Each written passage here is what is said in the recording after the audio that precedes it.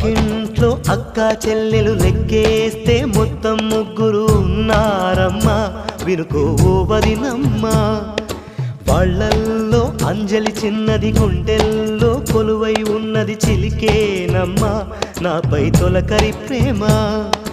అన్ని తెలిసిన పెద్దదానివి ఆలకించవమ్మా, అన్నగారికి చిన్న మాటని చెవిన వెయ్యవమ్మ.